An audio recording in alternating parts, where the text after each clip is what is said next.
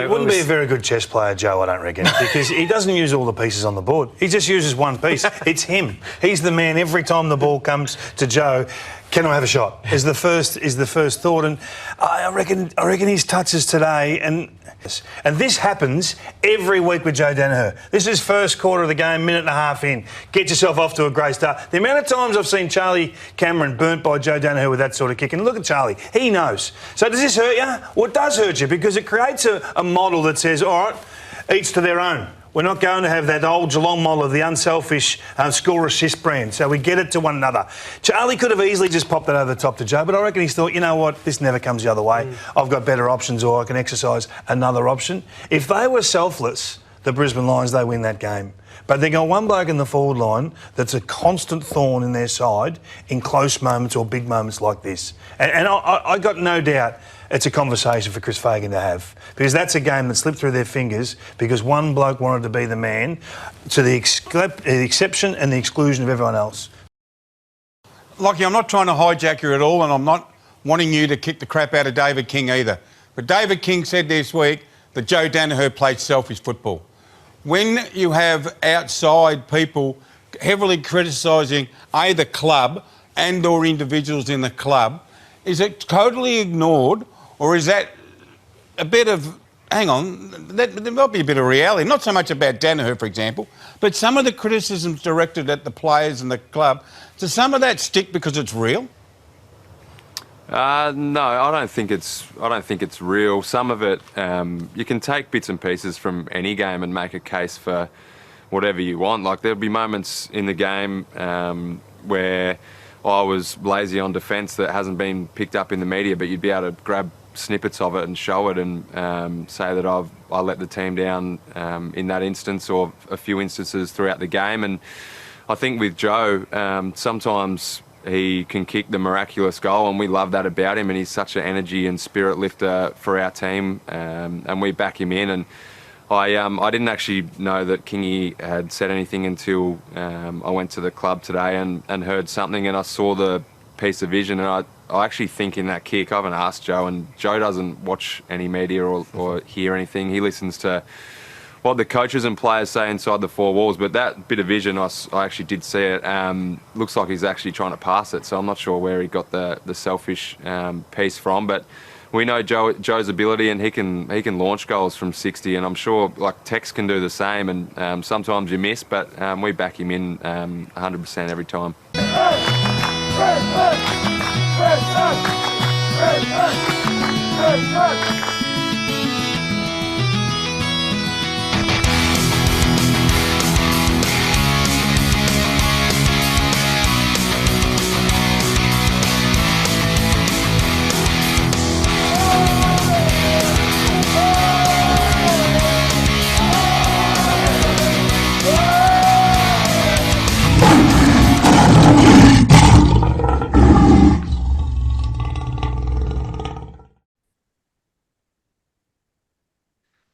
Hello and welcome to the David King Fancast. That's right, we love David King. No, we don't. I'm just lying. And joining me is someone who's not a liar, and that's my co-host, Al McGovern. Welcome, Al. The champ is here! The champ is here! The champ is here! Ash, how are we? Wow, that is a very interesting question right now. Yeah, so I had a parcel delivered that came all the way from China. Oh, okay, do tell. I had a message sent to me at 6:43 this evening. At 6:43 this evening, I walked out to my front doorstep where the parcel was supposedly delivered, and it wasn't there. So I went back to the message, and it had a proof of delivery photo of my package sitting on the lap of the driver in his car. Oh. I assume it was a car. It was a courier. So I have many questions. Yeah. And then when I searched around my streets for half an hour looking for it with torches and whatever, couldn't find it. Like in case someone's chucked it around, nearby, checked a few bins. So many questions, not many answers. Not a very happy camper at the moment. No, I can imagine. And ironically, if somebody has stolen it, it is of no use to anybody else but me. Um, Sounds like the driver stole it by the photo description that you gave. yeah, I just cannot understand why the driver sent me a proof of delivery photo of the item sitting on his lap inside of his vehicle. So I sent a very harshly worded letter to the courier company. Yep. We love a harshly worded letter here on We Are the Pride. Love them. Yeah, and then I came back inside, fired up my laptop, getting ready to jump in to start recording, and my laptop decided now was the time that it needed to upgrade to a different version of Windows, do many updates, and take the P155 out of me. Yep. So anyway, that's life. I'm here now. And as I said, it's not really the David King fan cast. Not yet. Speaking of David King, so Lachie Neale refuted everything that Kingy had to say. Yeah, he went on the 360 on his regular weekly appearance. And basically pointed out that Kingy's an idiot, and the passage of play he said Joe was being selfish was actually a period where Joe was passing the ball off. So, yeah. Was that the word that he used? He called him an idiot? No, I said that because he is. I was paraphrasing because Lachie Neale's a very vanilla person who doesn't like to rock the boat too much. Yes. But he's also, unlike me, he's not a liar. Yep. He'll call a spade, and I'll call David King a shovel. So anyway, moving right along. And how was your week and your day and everything else? Because enough about me now. Pretty good, mate. Just busy with work. Don't really have too much planned for the weekend. I won't be going to the home game, but I will be watching it, obviously, live this time. Missed it live last weekend because of Mother's Day celebrations, but yep. I will be watching it live this weekend at home. But yeah, nothing too crazy. Just looking after the kids and whatnot. How about yourself? Weekend plans? Yeah. So I've got a few things to do around the house and in the garage. Bit of cleaning, bit of a clean out. Got one kid working tomorrow night, another kid having a sleepover at our friend's house. So I'm going to be kid free for a few hours. Yep. Friday night. That's exciting. Yeah. So I might just go to the gym. I went there this evening before my parcel was delivered, and had a massive big workout. And because I hadn't been, I missed a couple of sessions earlier in the week, so feeling very, very guilty and punished myself. Yep. Yeah, but obviously Saturday night I get to watch a game of football instead of having to watch it Sunday.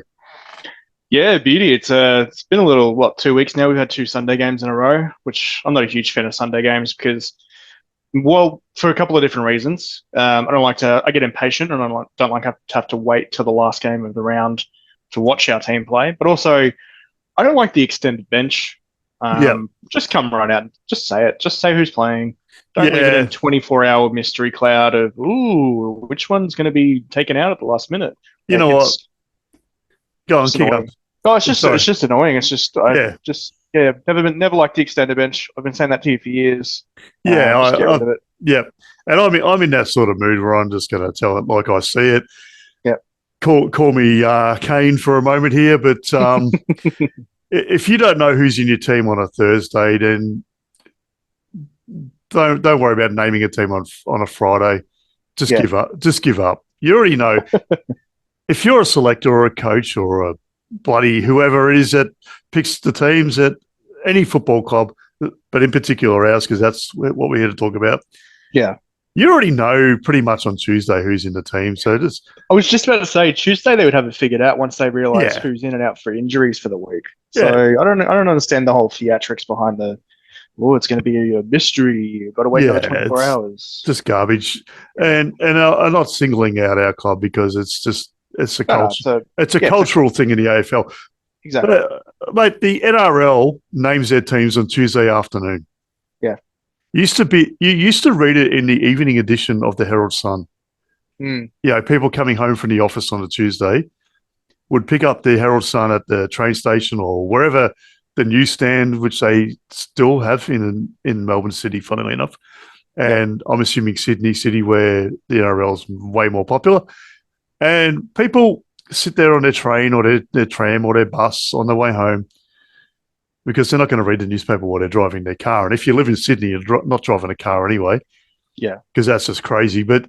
And on your way home from work on a Tuesday night, who's in your team for the NRL, whatever round they're up to?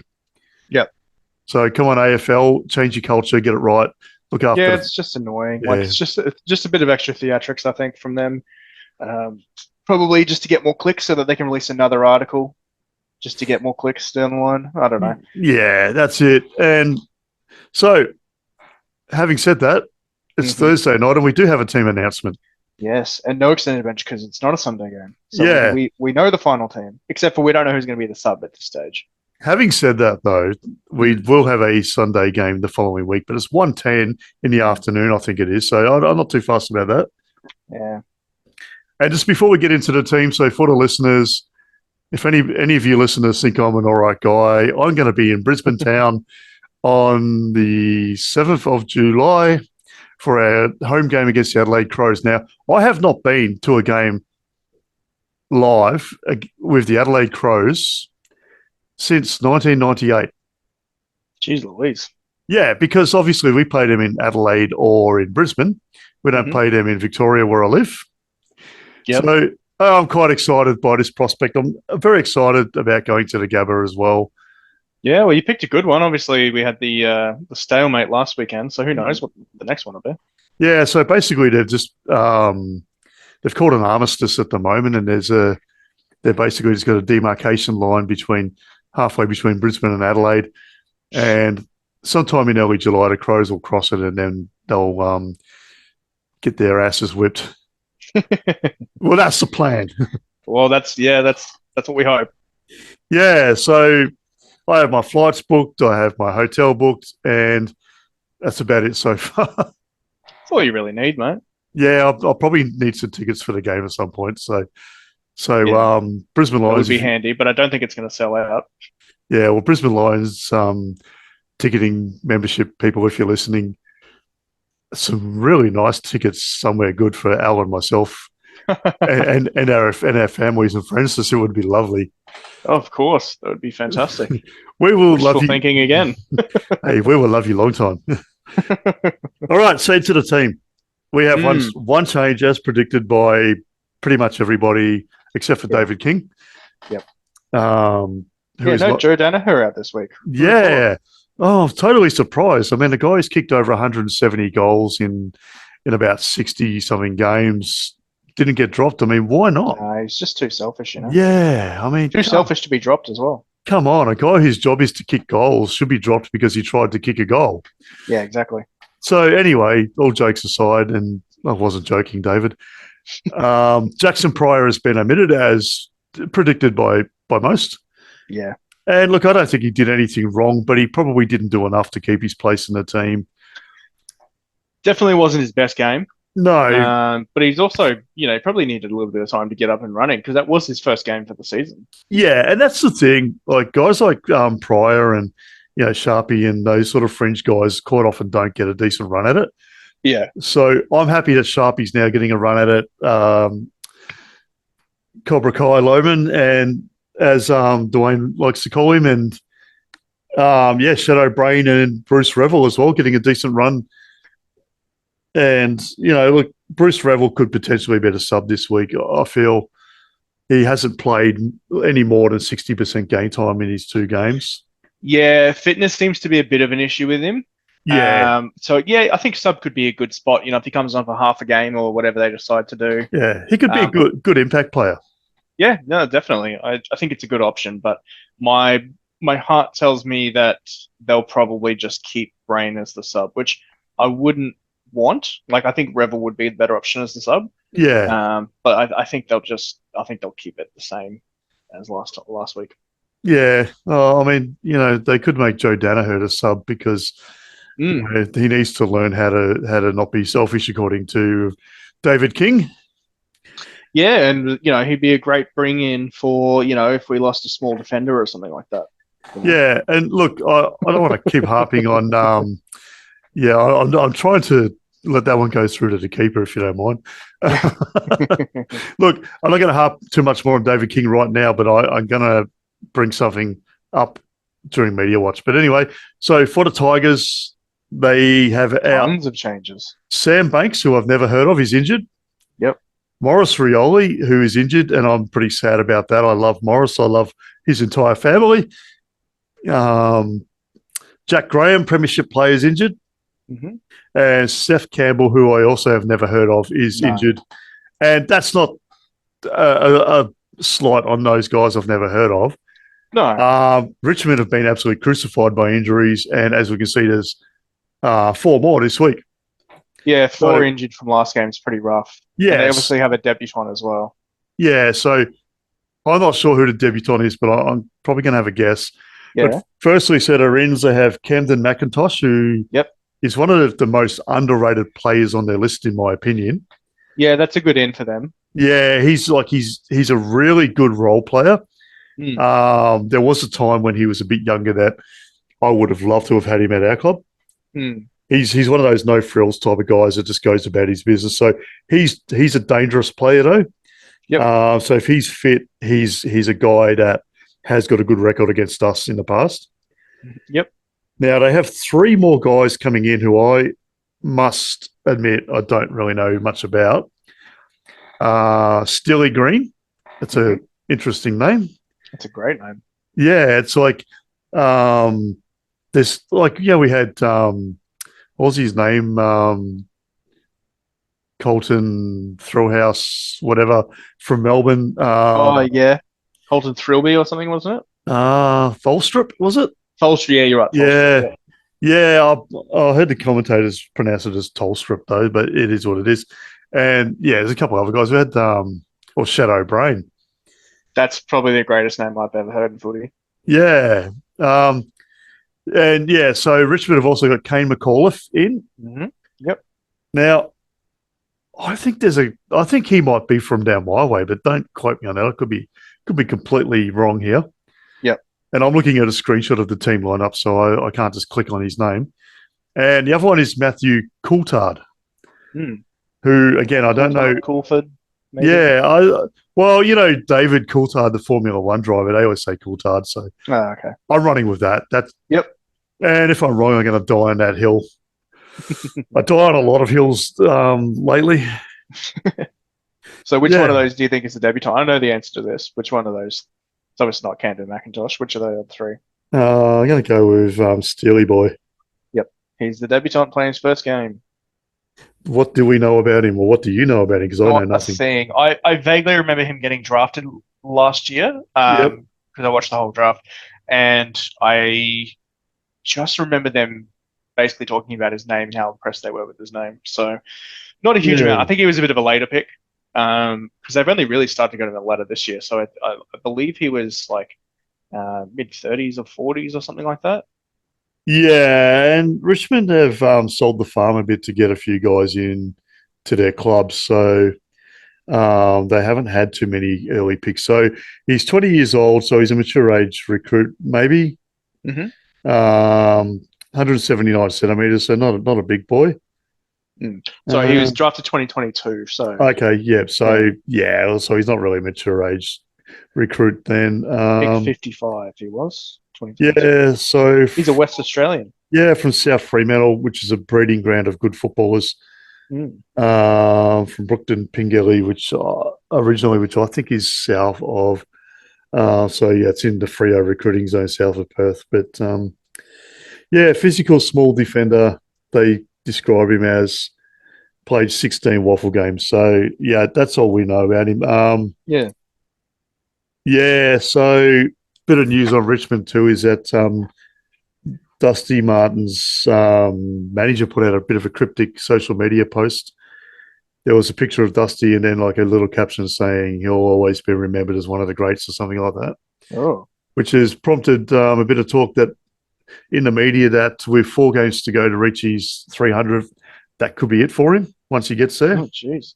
Not even wait until the end of the season. Yeah, look, I reckon this is probably his last season anyway. But of course, then that lights up the whole, oh, yeah, he's just going to go join Dimmer at Gold Coast. Yeah. I mean, yeah, probably not. I mean, if he's cooked now, he's not going to be any less cooked. True. And whatever our opinions are of the way the media overblew him, he's a great footballer. Well, he was in his day and achieved a lot of great things. So, yeah, I guess our fans will get to see him probably one last time this weekend. Yeah, that's a wild thought, to be honest. Yeah. I hadn't even put that together. I didn't. I thought maybe he'd have a couple of rolling 1-year contracts for a while. Yeah, I think Adam Uze's sort of come out and said that the club needs to build and they need to, I guess, basically, I'll paraphrase what he said. He needs to clean up the mess that was left for him with a lot of older guys and a lot of guys who weren't really contributing, and with Cochin and Revolt retiring, and Kane Lambert, Shane Edwards, a few other guys like that as well. Alex Rance, obviously, a few years earlier, losing Jack Higgins to St Kilda. Yep. Yeah, a lot of their premiership sort of team has, is not really there, plus all their injuries. So it'll be interesting to see what Uze does, because he was at, I don't know when he was at Hawthorn, I can't remember, but I would assume he might have been there during one of their rebuilds, and he was at Melbourne during a rebuild, so he obviously knows how to do it. Yeah.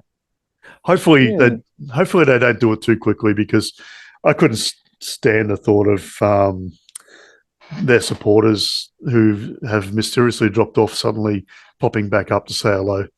Yeah. I've also heard a rumor that Liam Baker's out the door. Going home to WA. Yeah, one of the two clubs. I hear it's probably more likely Fremantle. I think what it is the media speculation is that Freo have got a bit more to deal with. Mm-hmm. But also they're saying that the Eagles want to use the draft before they start bringing in established guys. Yeah, that makes sense. If they're completely rebuilding, you got to have some foundational blocks there to. Yeah, that's right. And a lot of the talk in the media, both WA and Victoria, I don't know if it's anywhere else, but is that the Eagles, they're suggesting the Eagles should trade Elliot Yeo at the end of the season. To who? Yeah, to Victoria somewhere, one of the big four Victorian clubs. Yeah, but he's isn't he? How old is he now? He's about 30. Yeah, he'd be about 30, 31. He's missed about 3 years of OP. Yeah. He's played good football this year, but he got injured again. So yeah, exactly. I wouldn't be risking it. I wouldn't want him back. You're not going to get much for him. I don't even think we got much for him back when we traded him. So no, but we weren't in a chance to ask for anything. I mean, we got decimated. He was one of the go home five, obviously. Yeah, he was. So we got absolutely riddled in the trade period that year. I don't think we got anything really. Yeah, and there's a suggestion as well from the WA media, from some sections of it. Xavier Ellis, I'm looking in your direction. Is that maybe they're going to look at trading Andrew Brayshaw from Freo to somewhere. Ooh. Now, I don't know. I mean, they're sort of the suggestion was, and there was a couple of other journos that sort of agreed with him, was that they're a bit too samey in their midfield. Yeah, and they need to get someone with a point of difference. Mm-hmm. Now, I don't think Liam Baker's going to be a point of difference in their midfield, because he's not a midfielder.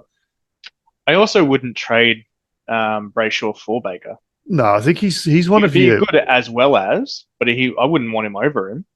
No, I think Brayshaw, from what I can gather from the Brayshaw boys, is that they're all really good culturally. I know, like Angus was at Melbourne, and Hamish didn't really get a run at the Eagles, but he's at my waffle club, East Perth, and he's the captain there, and they just rate the hell out of him. Send over medalists last year as well. And from all reports, from what I've heard from a lot of Freo fans, unfortunately, I do know a lot of Freo fans.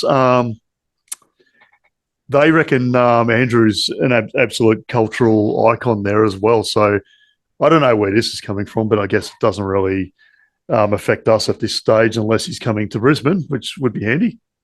Yeah, I also wouldn't probably think so. But then again, I don't know. Uh, You know, yeah, well, we can trade Jackson Pryor or I don't know, pick 75 for him. well, I mean, we have attracted players. Everyone thinks that if a player leaves, they're going to go back to their home state, and Yeah, we've attracted a bunch of guys who were from a second state playing in a third state. They came to our state. They didn't go home. yeah, Come to us. yeah. And then we, of course, had Mitch Clark many years ago who was going home, but got lost at Melbourne and Geelong on the way back to Western Australia. But Yeah, I mean, it's easy to do, isn't it? Let's face it. yeah.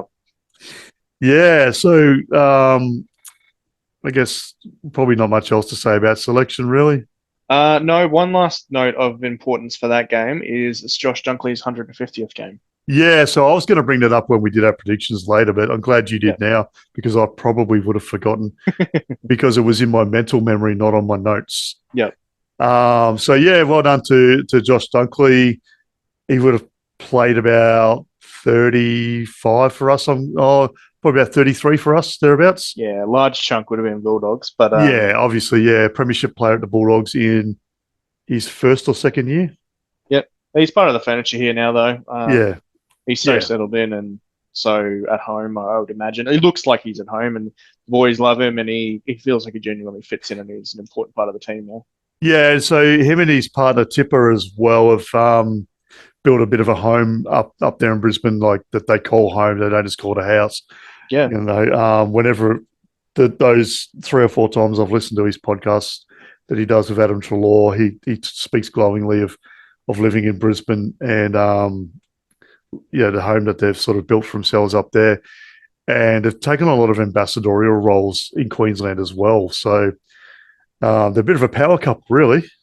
Yeah, well, she's a professional athlete as well, isn't she? She's a netball player. Yeah, right? she plays for the Firebirds. Yeah, that's right. Yeah, along with His sister as well, right?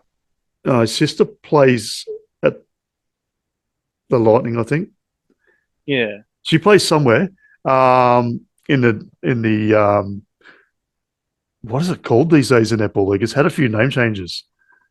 Ugh, no, nope. No Super idea. Super netball.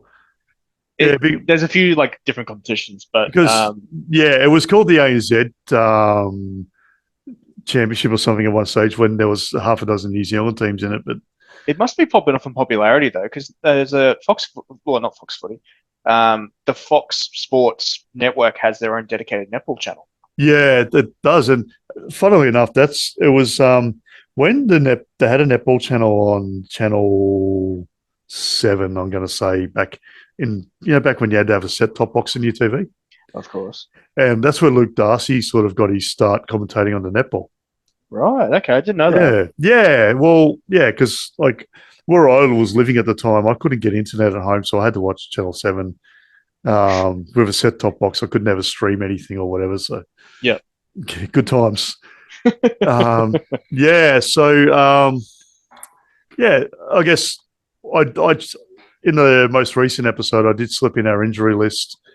There was no new injuries. Obviously, Kyle Lohman must have passed all of his testing and his head cut is okay. Yeah, thankfully. I think it's only one of 2 games this season we haven't lost someone to injury. Yeah, which is just like that's a win in itself for us. Definitely. Yeah. So not much other news around the club really, other than the David King, Joe Danaher, Lachie Neale sort of stuff. No, but we did get a definitive return date for Ashcroft, which we haven't had this entire time. Yeah, 6 to 8 weeks apparently. Yeah, although I was watching. Did you watch Fagan's presser today? No, I didn't. Okay. I've been pretty busy. He said round 16 specifically. Yeah, so that's a year to the day, really, isn't it? Yeah. Yep. Cool. So that's interesting because I mean this whole time he's been, TBA, TBC, whatever they've been put down, and he was supposed to come back a little earlier, and they kept pushing him back. Obviously, because we lost 4 more guys to ACL since he did his. So obviously the medical team and the club are a bit, wouldn't say scared, but cautious and hesitant, and just being really careful. And I don't blame them. Like it's I had this thought during the week. Do we just pull the plug and bring him back at the beginning, like let him do a full preseason with the boys? Then it's like, oh, I really do want to see him some stage Yeah. this year. I don't know, it's a tricky one. And obviously, I'm not a medical expert, but it seems like he will be playing, and it Yeah. sounds like it's round 16, like Fagan said. So we'll see how that Yeah. goes. Do you think he'll be back before Carter Michael? You mean the one that keeps getting every time I look at it, it keeps crawls down from 10 weeks down to 1 week, and then it gets pushed back to 10 weeks again. Yeah, like I don't know what's going on with that bloke. Hey, seems like he's a really talented footballer and a nice enough guy, or whatever. But I don't think he's going to be on our list next year. yeah, I don't know. I mean, he's played one senior game.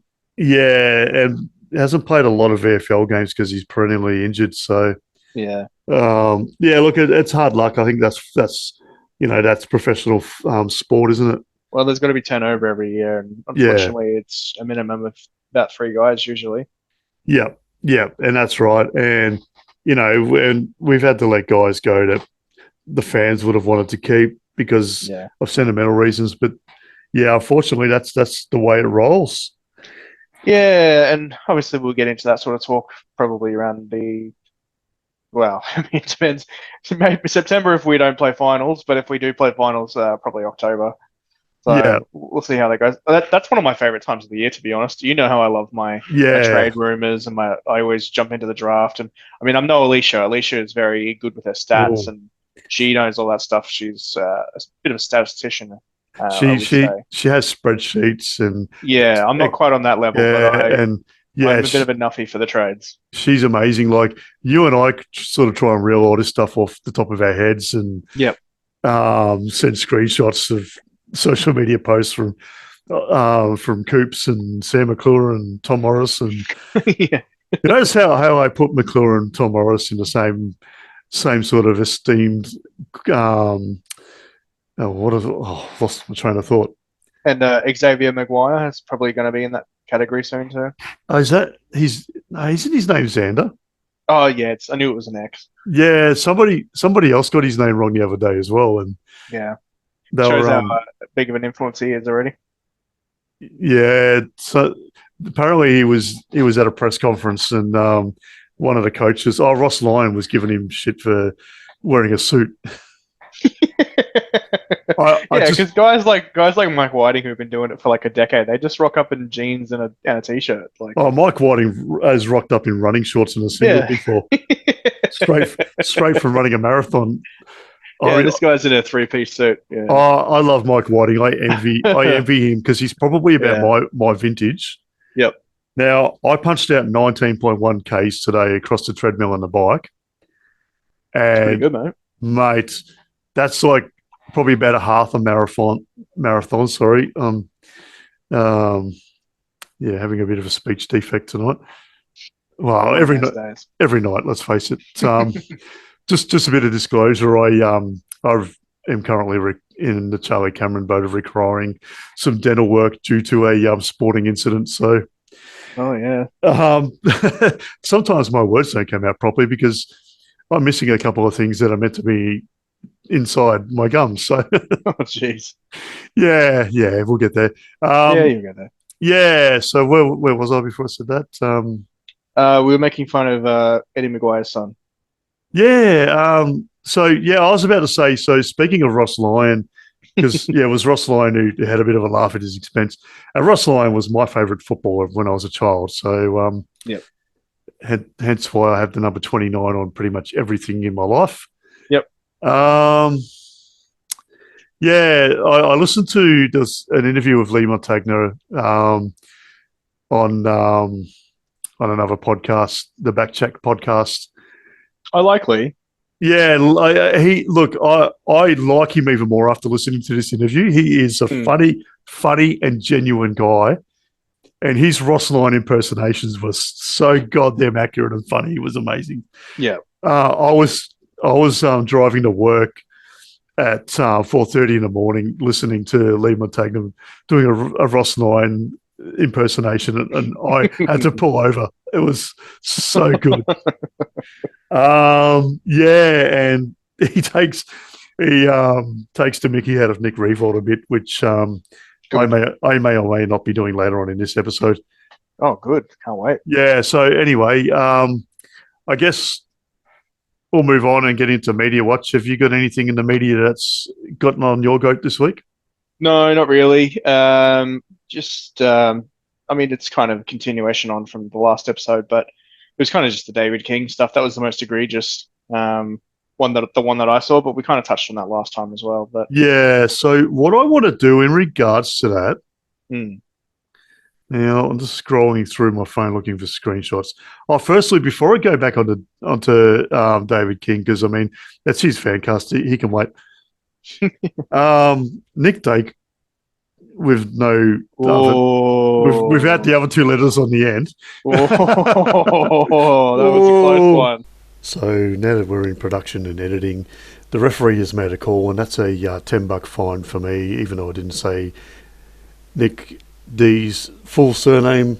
I pretty much almost did, and I should know better after getting a $5 fine a couple of episodes ago. So that's a $10, and yeah, our end of season footy trips looking pretty good with $15 in the bank at the moment. Anyway, back to the show. I was going to say it's racking up. It doubles every time. Yeah, and I'm not going to do any editing of this episode. I'm just going to run it raw. So, yeah, Nicky D. There's a YouTube video getting around. I won't say who's got it because then everyone will want to watch it and give it more attention than it needs. And they're comparing him to all these AFL legends of all time, questioning whether or not he's the GOAT. Oh, God. The guy has played less than 2.5 seasons of football. He's not the GOAT. He's a good footballer, no doubt about that. There has been so many years of football that I couldn't even begin to try and work out who the GOAT would be. Yeah. I mean, look, Lee Matthews was voted as the player of the century back in 1996 or 7, whenever they did that. But I mean, like, would you compare a lot of other guys to him now, like the last 20 years? Like, there's so many different directions you could go with that. Yeah, I mean, look, put a third-year player in. That's just ridiculous. Like just give it a rest. Whoever runs that YouTube channel, and the other thing too, with that, like that game against Carlton a few years back at Marvel Stadium when we led at halftime and they had this massive comeback and beat us with the roof open, funnily enough, which some of our fans said that's why we lost. And I thought that was pretty funny. But yeah, people are weird like that. The media came out and said, Patrick Cripps just played the greatest game of all time. Well, as I said in our last episode, Lee Matthews had many, many games where he got 40 and kicked 6. I think there was one where he got 50 and kicked 8. So, yeah, that's pretty incredible. Patrick Cripps is probably embarrassed when he hears stuff like that because that's just, like even he would probably say that's going a bit too far. And I mean, like he does have a Brownlow, but there's definitely a big asterisk there. Yeah, well, I will never let that go. Yeah, well, of course, because of what he did to our number one boy. Mm-hmm. Now, Harold's son got on the Nicky D bandwagon. They got off it? Well, they did a few stories about the state budget. So, but then they got back. Back page, Big Nick's front and center. Back to their usual selves then. And it's all about how he destroyed the West Coast Eagles. I mean, a team that's won 5 games in 3 years. Was it written by Mark Robinson? Who was it written by? I don't know. Picture by Michael Klein. I'd have to go back into the episode, but it's probably staff writers. No, look, it was probably I don't know. Who does John Ralph work for? Harold's son. Yeah, there you go. It's probably John Ralph. Hmm. And then on the front page, there's the 2 brothers with their mum. And look, lovely photos. Josh and the mum look extremely happy. Nick looks like he's just cringingly smiling. But I'm sure any one of their other 21 teammates on that day could have been there or also played good games and could have had a photo with their mum. Joe Richards, their debutant, who got 1,000 disposals and kicked 94 goals. If you believe the media. Oh yeah. He could have been on there, but yeah. So anyway, I'm going to get into a bit of media here. Sure, go for it.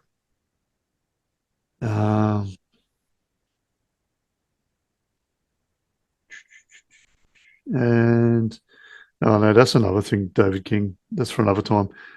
So David King, I believe, said this. I'm pretty sure. This was back last year when Joe Danaher handballed the ball to Nakia Cockatoo just on the halftime siren. Look, we all had our thoughts on that. I got over it. We won the game. Who cares? Mm-hmm. David King, that's a smart ass. Just kick the goal. You've taken a towering mark, kick the goal back over the bloke's head. You've taken a specky on. Look him in the eye and say, that was pretty good, wasn't it? And then Dermot Brereton apparently went on about bringing a theatre into it and stuff like that. Same game. Kane Corns, who was actually in this news.com.au article listed as a Port Adelaide star.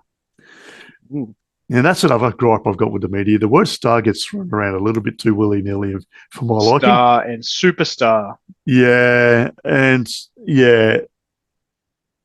I mean, come on.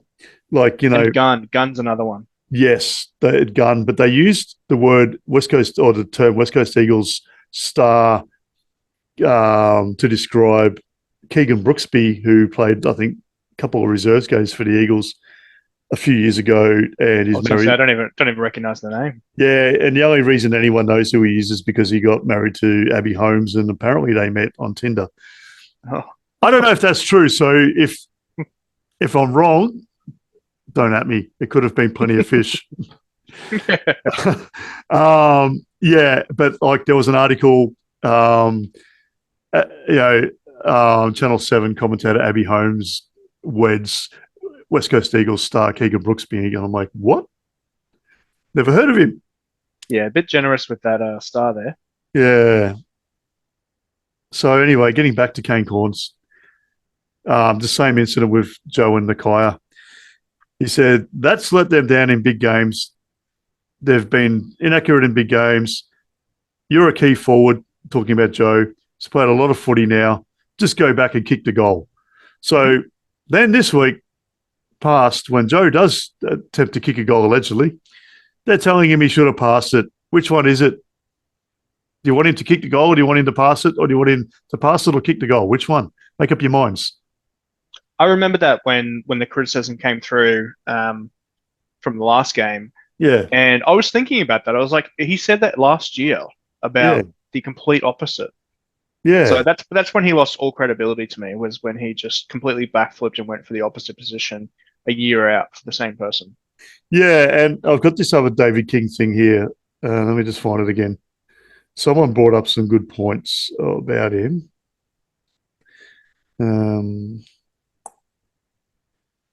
So this guy's put two clips up on Facebook, and it's from Fox Footy.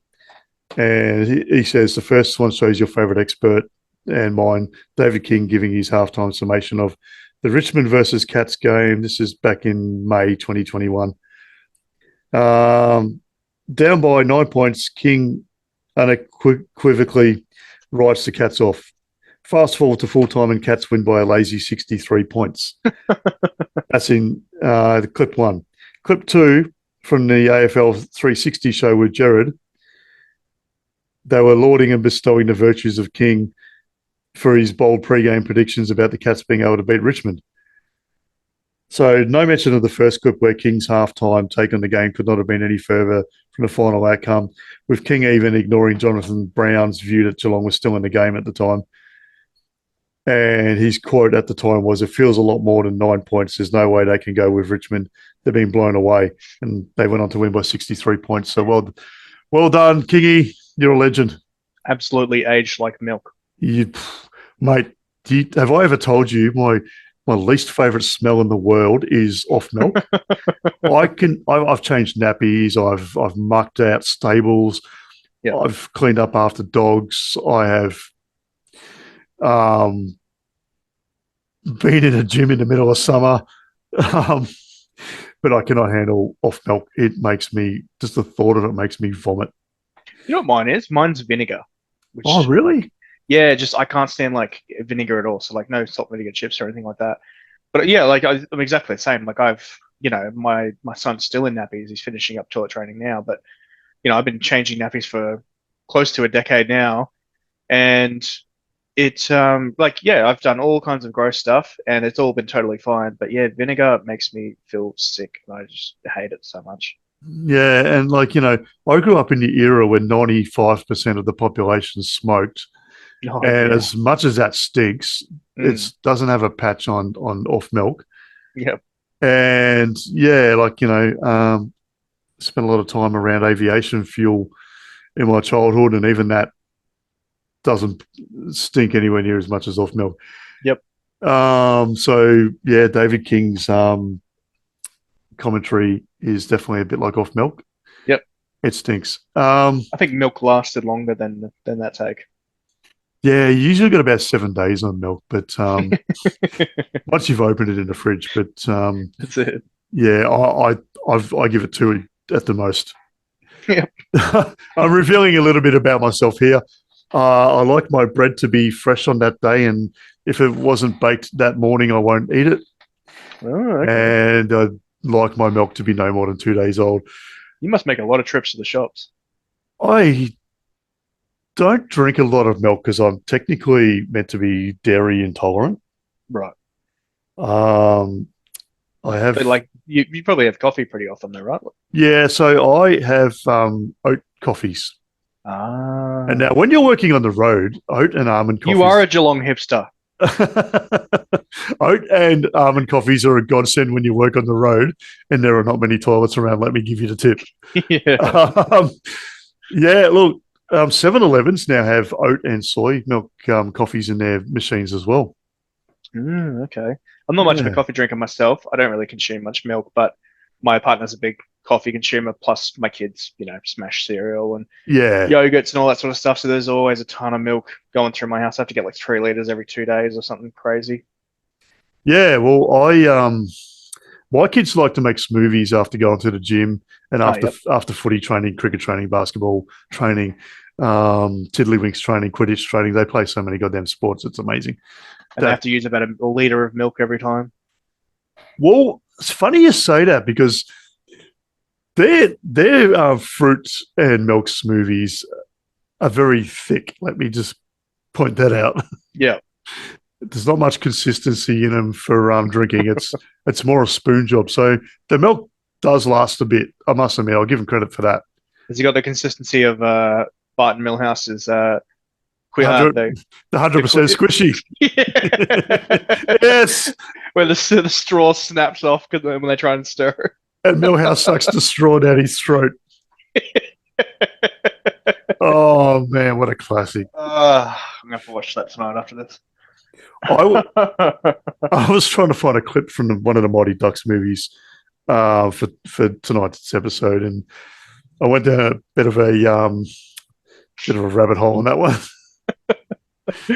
We love a reference or two on the show. Yeah, bit of pop culture. So speaking of pop culture, Yes. we have a couple of new segments coming up.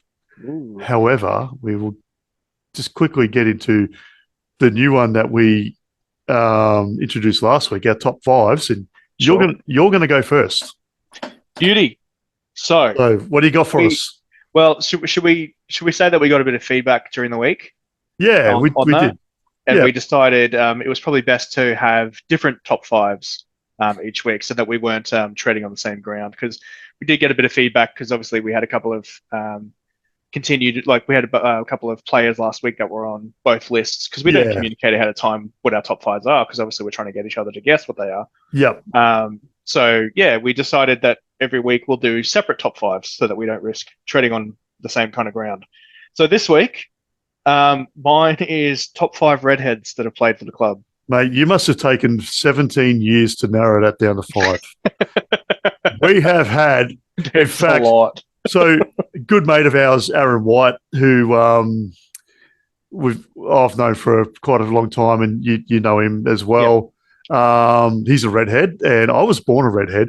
So and we're both baldies now. So we one day sat down to do a redheads and baldies, Brisbane Lions, Fitzroy, Brisbane Bears, greatest of all time team. Yep. And we ended up having enough players for both teams. Baldy's a good one. I might steal that in a few weeks. We'll see how we go with that one, but that's a good one. Yeah. All right. Well, I guess hit us with your top 5. Sure. So going from 5 down to 1, 1 obviously being my top 1, my favourite. Yep. We'll start at number 5. Yep. So this bloke was born in 1992.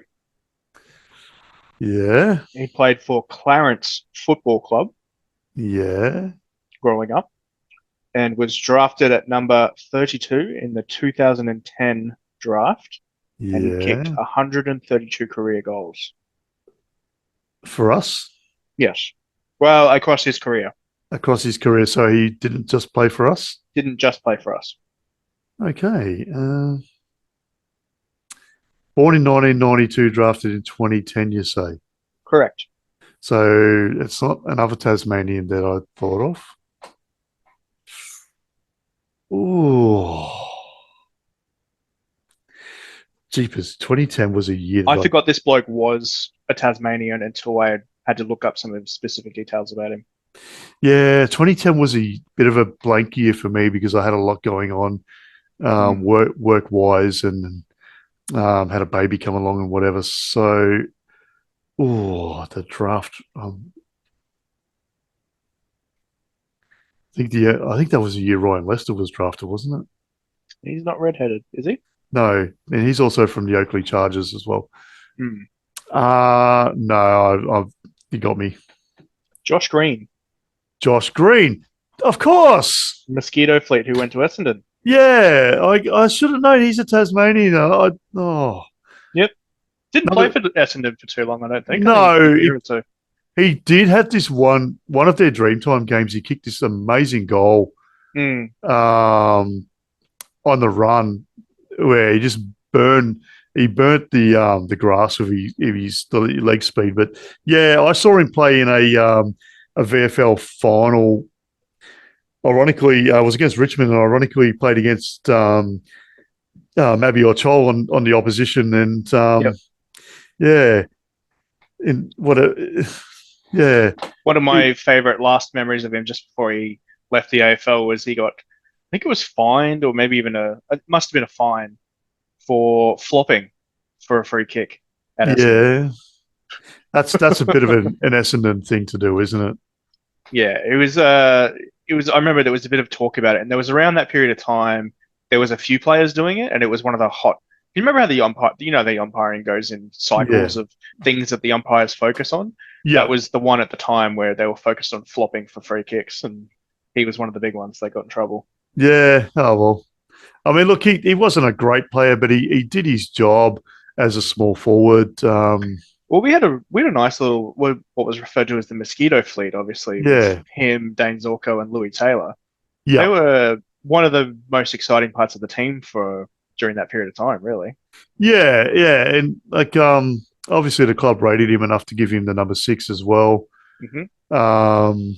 And yeah, there's been some pretty good number 6s over the years.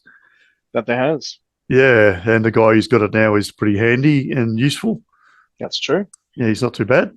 Yeah. All right, who you got at number 4? Number 4, born in 1984. Yeah.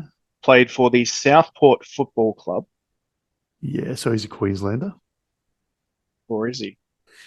Trick question. He was drafted from the Southport, like he was playing for Southport when he was drafted. Yeah. Drafted at number 30 in the 2002 draft and kicked 70 career goals. The big source. You are correct. Daniel Merritt. Yep. Who is not a Queenslander. He's a Tasmanian. Yep. Yeah. And I believe red-headed Tasmanians. Yeah, that's interesting, isn't it? Yeah.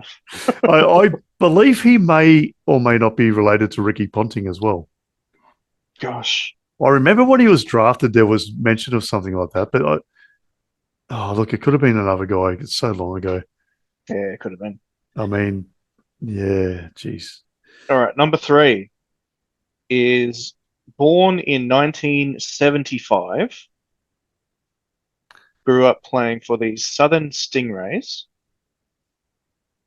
Was number 4 in the 1992 draft and kicked 194 career goals. Justin Lepage. Correct. Junior club was Springvale, who wore Hawthorn jumpers. Mm-hmm. And there's a photo that goes around every so often of Leopard playing for Springvale in their Hawthorn style jumper, with people captioning it. Oh, look, Jared Roughhead played for the Hawks as a junior. Yeah. And no, it's not Jared Roughhead. That is just being mean to redheads, saying they all look the same. Yeah. It's going to be a hate crime, right? Yeah. Yeah, and people forget that Leper started out as a forward, and it wasn't until Lee came to the club that he went, and even then it wasn't straight away either, that he went down back and he kicked, what did you say, kicked 136? 194. 194, there you go. Which is way more than I thought it was. That's a lot. Like, and people say he was a failed forward, but he's kicked nearly 200 goals. That's pretty good. Pretty impressive. Yeah, especially when you consider for probably half of the years that he played as a forward, the Bears and that 1 year of the Lions in 98 were no good. Yeah, that's true. Yeah, all right. Hit me with your next one. So number 2 is born in 1975 as well. Yeah. That's number 3. My vintage. Grew up playing for Morningside Football Club. So yes, up in Queensland.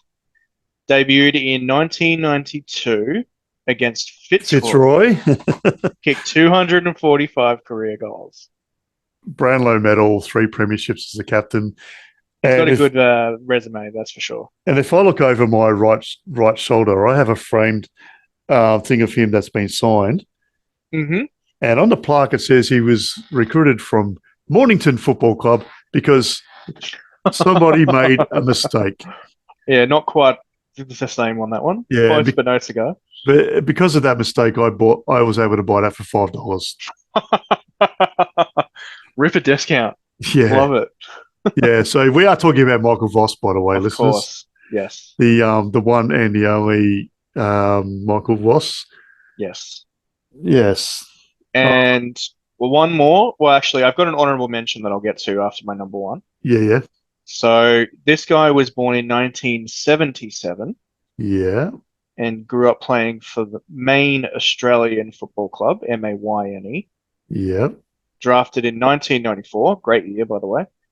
And kicked 421 goals in his career. One of the greatest small forwards, back pockets, wingmen, midfielders, half forward flankers that the game has ever seen.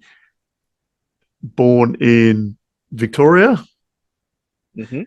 And a true Queenslander, though, and is my favourite all-time footballer, Jason Ackermanis. That's exactly right. Western Bulldogs champion, Jason Ackermanis. You wash your mouth out. Hey, having said that, in his last season at the Bulldogs, he played a lot of reserves games. Yes, because the little Western Bulldogs, little old boys group, didn't like the fact that he wrote a book. And guess who their reserves aligned team was back then?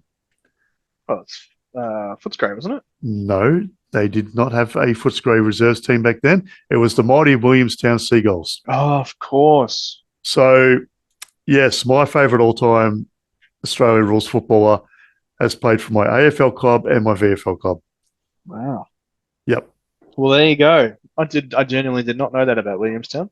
Yeah, and Collingwood had him for a while as well, actually. And so Scott Pendlebury did a Chris Judd and played one game for Williamstown before everybody at Collingwood said, geez, this guy's pretty good. We should get him into the seniors. Yeah, exactly. And like 900 games later, he's still there. Yeah.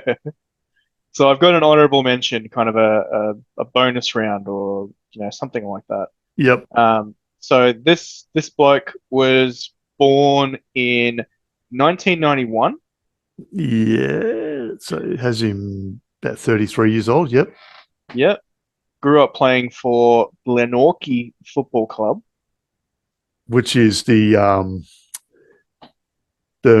Mount Druitt Logan sunshine of Tasmania. Yep.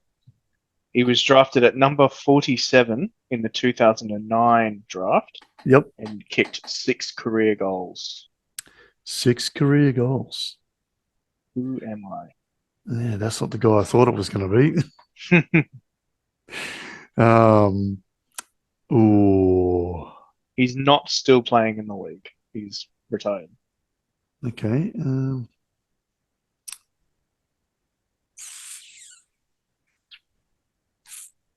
Does he like? Does he like knives and swords? Oh, who doesn't, right? You know, I don't mind a bit of Dungeons and Dragons every now and then. True. Yeah, it's not Ryan Harwood, is it? Yes, it is. There you go. Well done. I thought that one would stump you a little bit, to be honest. Yeah, I was stumped actually, but it was like, a bloke who didn't kick many goals, but is around about early 30s. Yeah, that kind of, I just took a punt. I was actually surprised how many the redheads there have been in the team.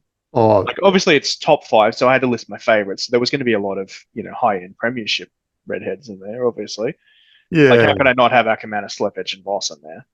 correct. But at the same time, I had to throw in a few other guys to try and trick you up. But I genuinely liked, Merritt and Green and Harwood. But Yeah. it was, obviously the other 3 were going to be on there. How could they not be? I didn't have really much to do with Harwood. I think I came across him at one family day.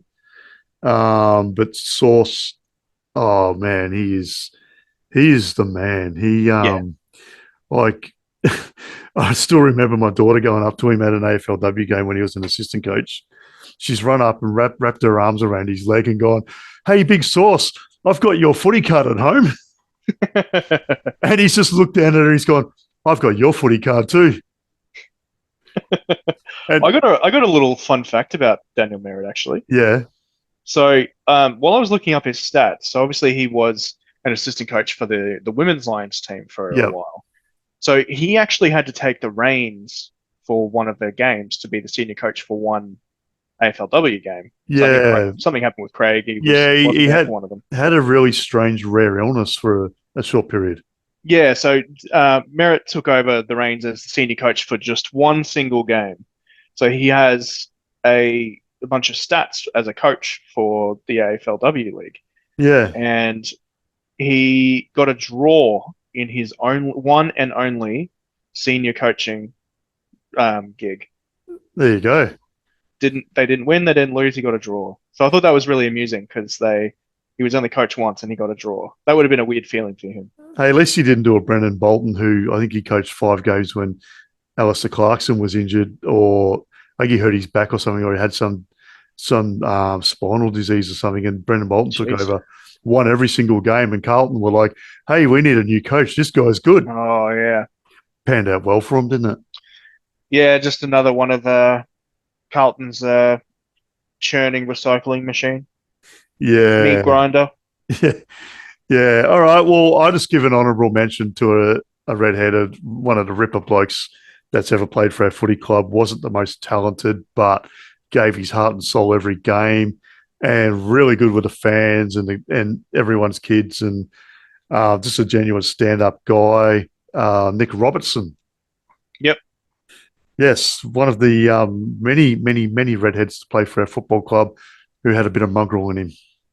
That's true, but he was also one of the ones that dyed their hair blonde, right? No, he was a strawberry blonde, which is a redhead. Okay. All right. Yeah.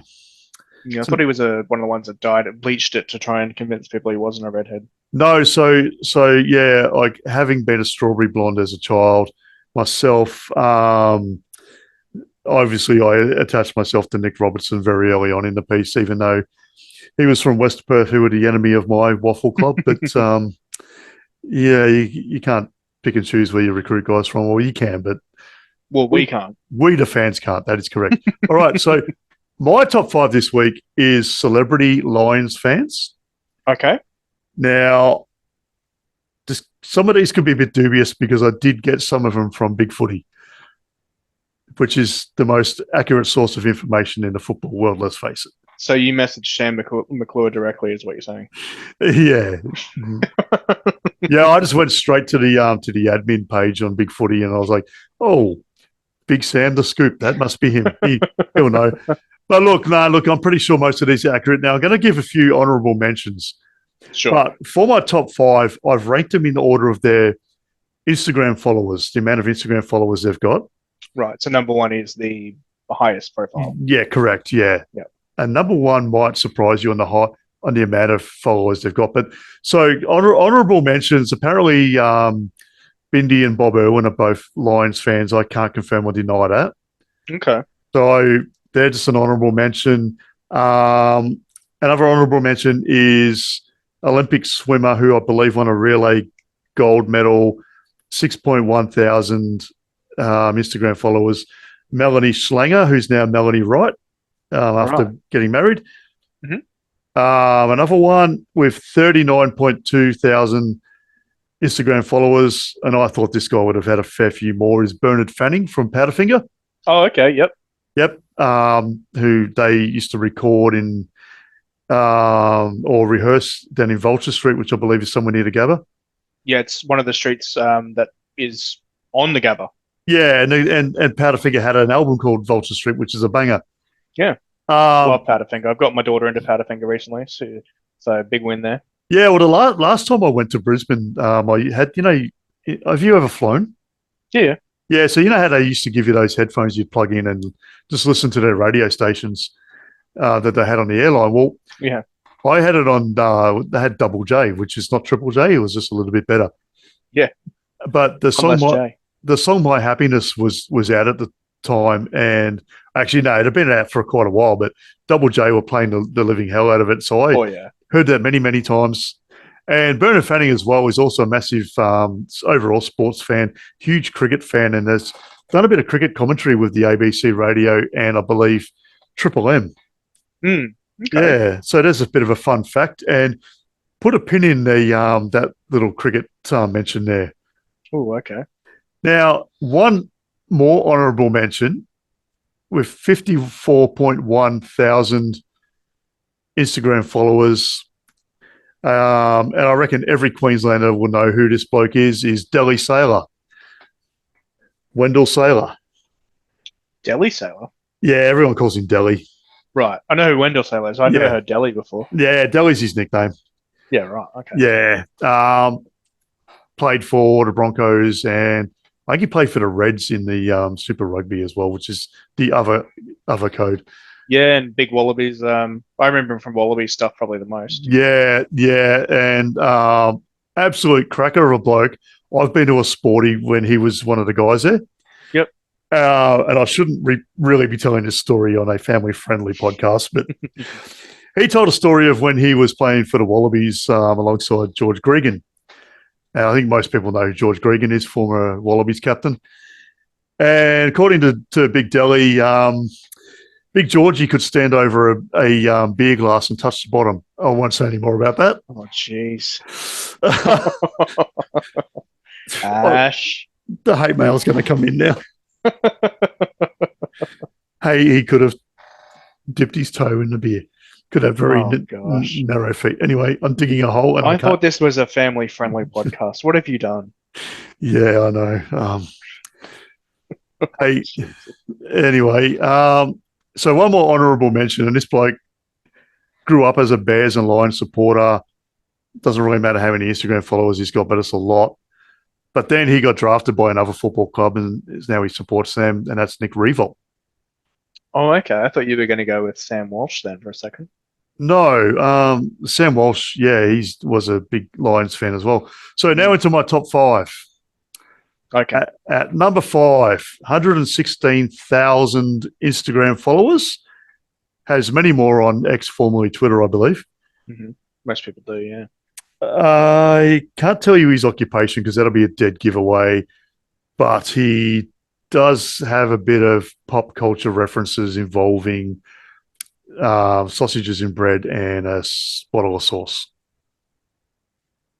Uh, ooh. Um.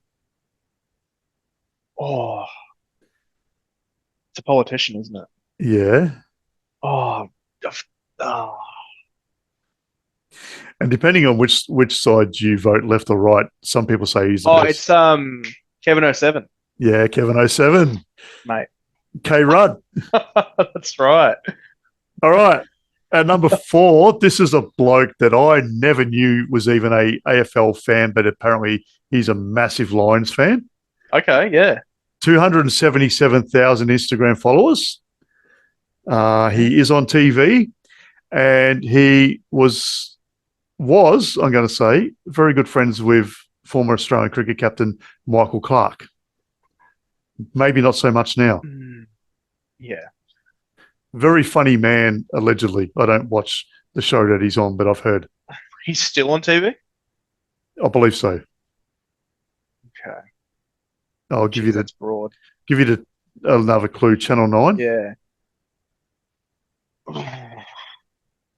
Channel 9. Oh, Carl Stefanovic? Correct. Big Carlos. Yep.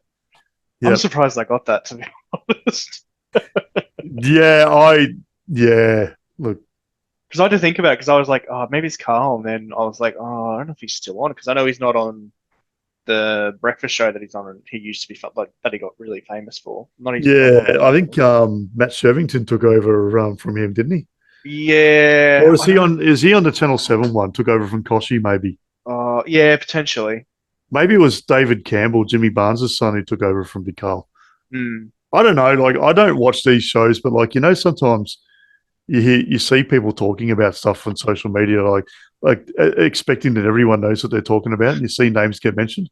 I haven't watched any of them in a long time, but I used to watch a lot of them when I was a kid living at home, because my mum used to watch a lot of that sort of stuff. So I haven't watched anything since I moved out like 10 years ago. I used to watch Agro's Cartoon Connection in the morning when I was a kid. So Agro. what a legend, an Aussie legend. Couldn't have that on TV anymore. And I do recall, as probably about a 12 or 13-year-old, having a big celebrity crush on Anne-Marie. Anne-Marie Bigger, I think her name was. And geez, looking back on some of the old clips of Agro now, geez, he terrified her with some of the stuff he used to say. Oh, and you could not have that on TV these days for sure. No, the Fun Police will put a very, very quick stop to that. That's it. And there's a few YouTube videos of Americans reacting to Agro. Yeah, they just can't believe that was on TV. I love watching Americans react to Aussie stuff. Just in general. It's always funny. Yeah, I watched a couple videos last night. It was a Canadian, actually. She was reacting to the movie Two Hands, one of my favourite Australian movies of all time. I still believe Brian Brown in that movie, one of the best Australian acting performances ever.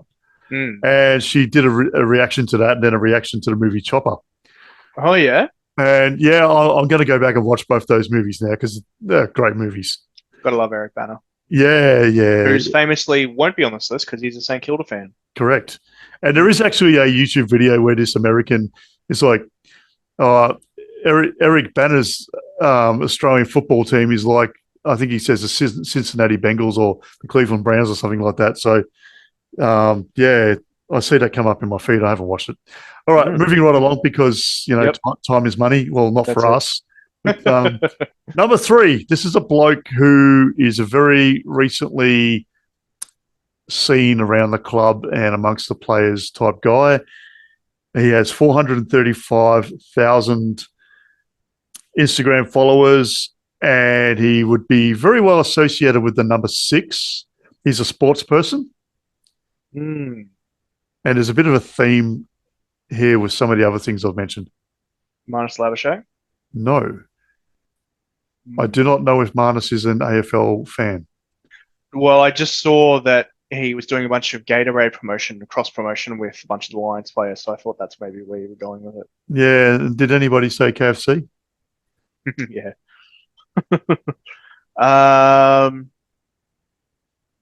Ooh. I'll give you another tip. He's a bit like Chris Fagan in that when he's winning or losing, his emotion on his face looks exactly the same. Ooh. he did play some games in his chosen sport for Australia back in around about 2016, 17, 18. Oh, And then he's a current cricket player. he may still be playing. I'm not sure if he's still playing. He did form a bit of a partnership with a Kiwi batsman that had a nickname of their partnership, Oh, they've all. the Bash Brothers. No, I give up. Chris Lynn. Damn. And now there's a really funny interview with Chris Lynn that I heard once Yeah. where he came out and he said, he got asked what his favourite meal was to cook. And he said, why would I cook when the restaurants do a better job of cooking than me and I can just order from them with Uber Eats? And I could just hear the cha-chings in the background when he said that. Yeah, I was going to say, is there a sponsorship deal lined up there? Or? Yeah, apparently him and his wife never cook. They just get Uber Eats every night from restaurants. Jesus Christ. And hey, the guy's on like 2-point-something mil a year. He's not playing for Heat anymore, though, is he? No, he was at the Strikers last I heard. Yeah. Oh, actually, he played for the Strikers last BBL season against the Renegades at the game we're at. Yep. Him and someone else opened the batting and hit a few massive sixes. Yeah, he actually almost hit the roof at Marvel Stadium in that game. Now that I remember, but yeah, he plays all around the world just in the T20 circuit. Seems like a really stand-up sort of guy, but yeah, if you look at him, his facial expression never changes. Yeah. Well, now that you've said it, who it is, I completely agree. Yeah. So number 2, 852,000 Instagram followers, and I would hazard a guess that 851,199 of them would be male. Okay. This young lady is married to a tradie. She had a bit of a mishap where she stood on her dress and it ripped off.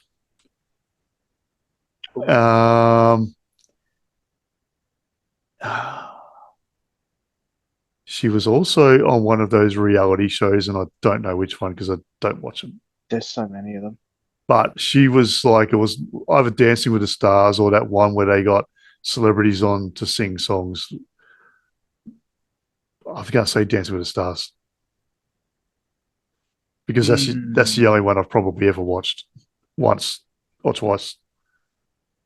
Would I definitely know who this person is? I reckon so. I mean, I think she's a pretty famous Australian. And you probably would have been in your late teens, early 20s when she was at the height of her popularity.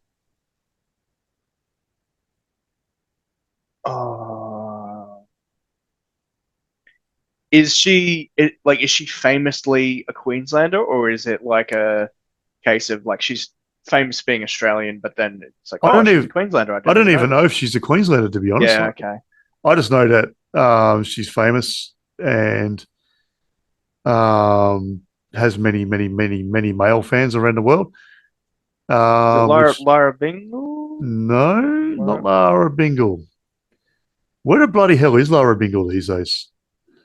Good question. Yeah, won't go down that rabbit hole.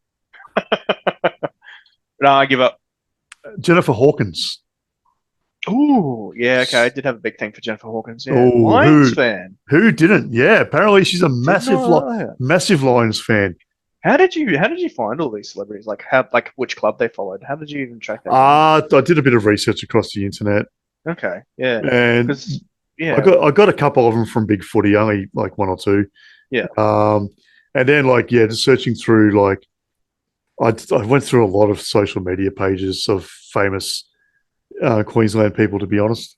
But also sometimes you see they'll flash to someone in the crowd and it's a celebrity, what they did with Ash Barty a couple of years ago when we she's a big Richmond fan. Yeah, when we played Richmond and things like that. And Chris Hemsworth's a Bulldogs fan, and yeah, man, he is like the ultimate alpha male, Chris Hemsworth, isn't he? Oh yeah. Like the guy can act. He's jacked up. Like he's got muscles on muscles. He's good looking. He's Yeah, and he's a massive cricket and AFL fan as well. You know what's cool about, just a sidetrack, what's cool about Hemsworth and Eric Bana is they've both done big American movies where they've played Australian characters, but they've also shown clips of AFL in big American movies. Yeah, that's one of those little things with Chris Hemsworth is you quite often watch his movies and there'll be like a TV in the background with a Bulldogs game. Yeah. And one of the Extraction movies, he was watching it, and it was the Western Bulldogs versus Brisbane. Yeah, right. And I didn't catch that. I knew read- that it was playing in that movie, but I didn't catch which team it was. I'm pretty sure it was in one of the Extraction movies, but yeah. And Eric Bana did Funny People with Adam Sandler, and he got Adam Sandler and Seth Rogen, I think, to watch a St Kilda game with him in the actual movie. Yeah. And Yeah, that was cool. It's the other thing too is they both seem like really down to earth sort of guys as well. Yeah. You know, haven't let fame get to him. Eric Bana still goes to car shows and motorsports events and just mingles with the crowd. Takes photos of people's cars that he likes, you know, and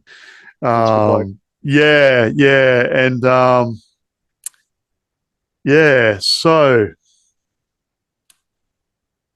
number one. Yeah, I had a little Chris Hemsworth story I was going to tell and I forgot it. So number one, this guy is a Queenslander, but he's also a New South Welshman and a Tasmanian. Oh God, just really expanding it out there. Loved a bit of bleached blonde hair. Okay. He's much more well known and famous in another country, in an Asian country, than he is in his own country. But he's also very famous in his own country. He's another one of those big alpha males. He has 2 million Instagram followers. Yeah.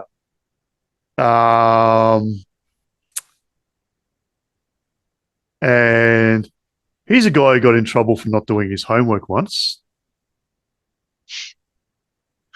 Famous in Asian countries. Yeah, so think about what Australian sport, or what sport played by Australians is also famous in Asian countries, and that includes the subcontinent.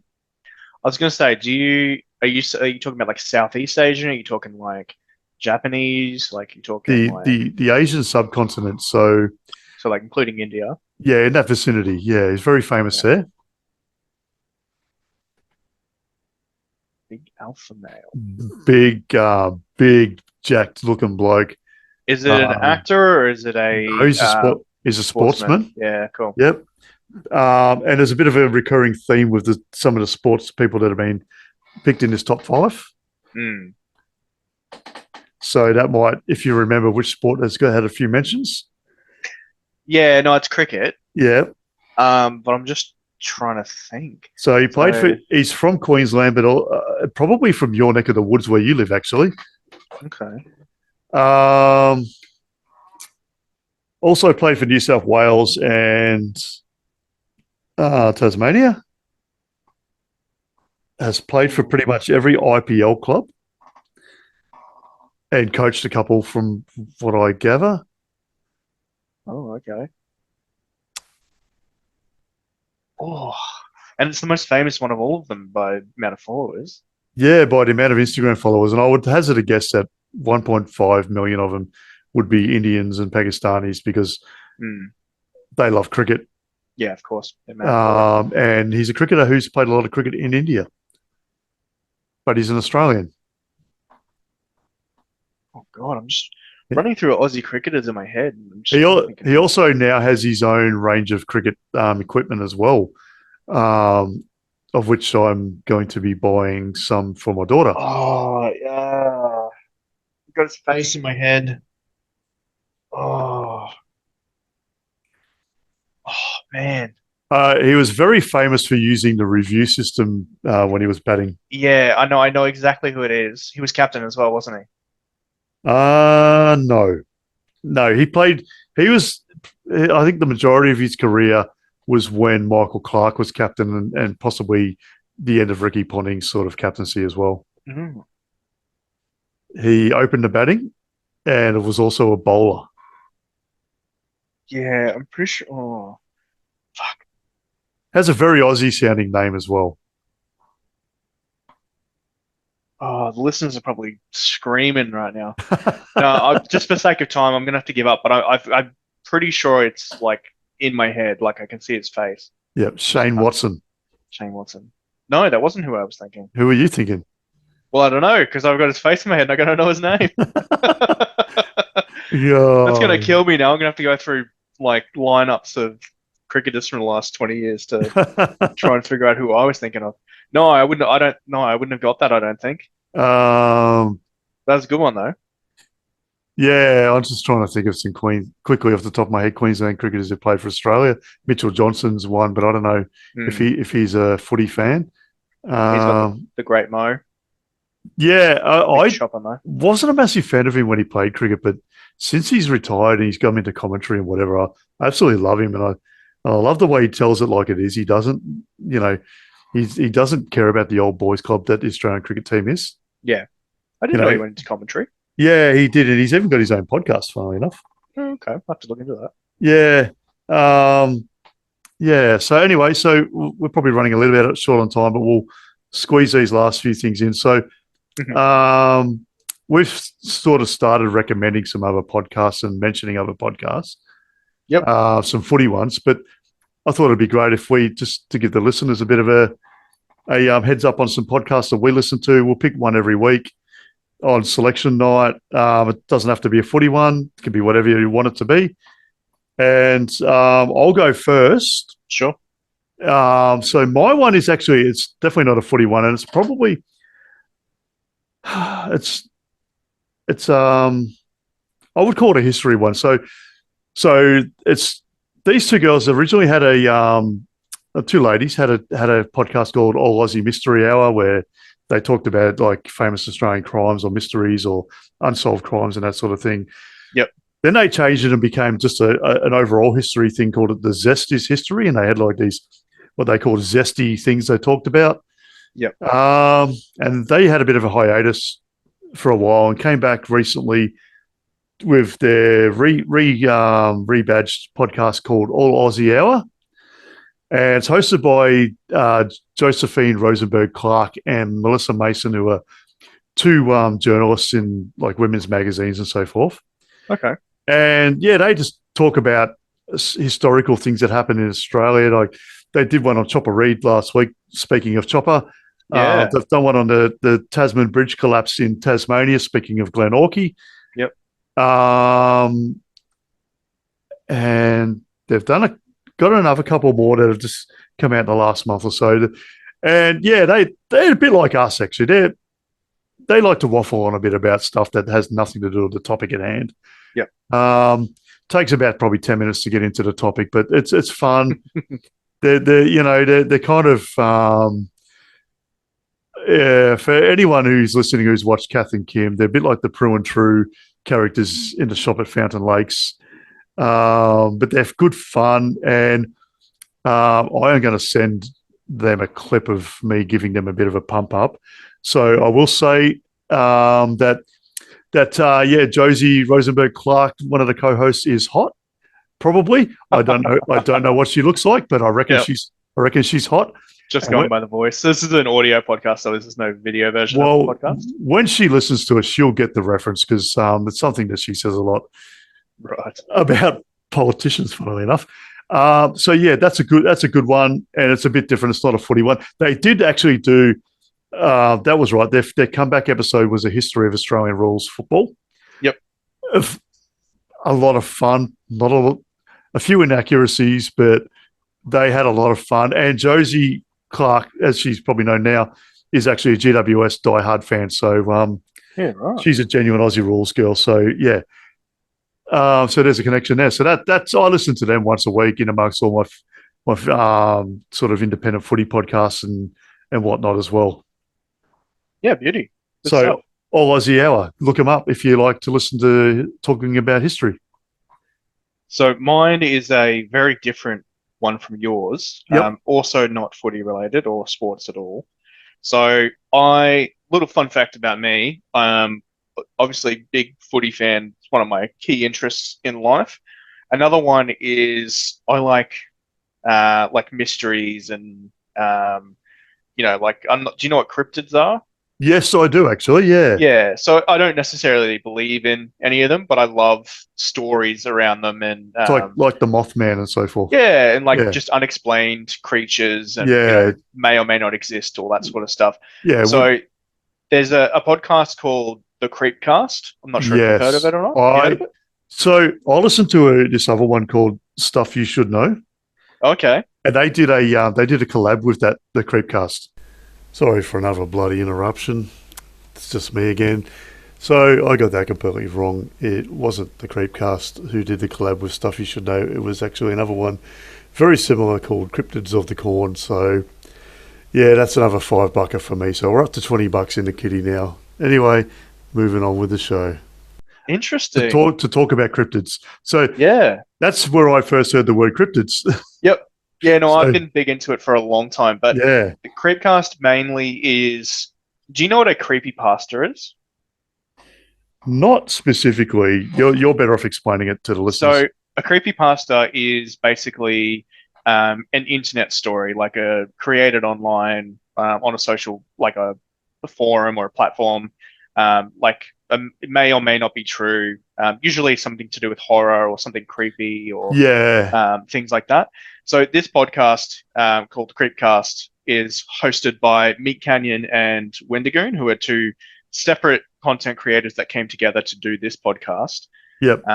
And basically, they'll do a different story every episode. And Wendigoon will read out the story, and Meat Canyon he's really good at voices. So he will usually, if there's dialogue in the story, he'll play the different characters and all that sort of stuff, and they'll kind of act it out. And as they go, they'll kind of give their thoughts about where they think the story's going, how well they think it's written, things that the story could do to improve, and then they kind of rate them at the end of it. So it's interesting, real or not real stories every week. So it's one of my favorite ones that I listen to while I'm working, and highly recommend it. And one of those things with the creepypastas too, like